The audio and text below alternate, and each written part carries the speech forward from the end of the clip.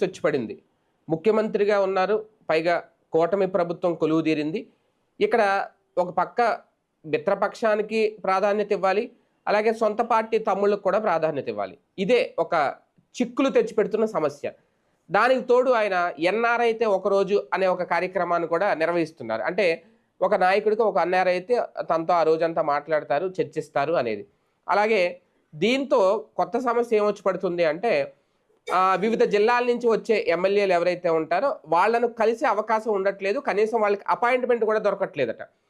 రీసెంట్‌గా తాజాగా ఒక ఎన్ఆర్ఐతో ఆయన రోజంతా గడిపారు, కీలక అంశాల మీద చర్చించారు, మాట్లాడారు అనేది. అయితే అక్కడ దాదాపు అనంతపురం జిల్లా నుంచి ఒక ఇద్దరు ఎమ్మెల్యేలు వచ్చి కూర్చొని రోజంతా పడిగాపులు గాసి చివరికి ముఖ్యమంత్రి అపాయింట్మెంట్ దొరక్క వెనుతిరిగిన సందర్భం ఉంది అనేది. ఇదే వైసీపీ హయాంలో జగన్మోహన్ రెడ్డి గనక ఎమ్మెల్యేలకు అవకాశం ఇవ్వట్లేదు, అపాయింట్మెంట్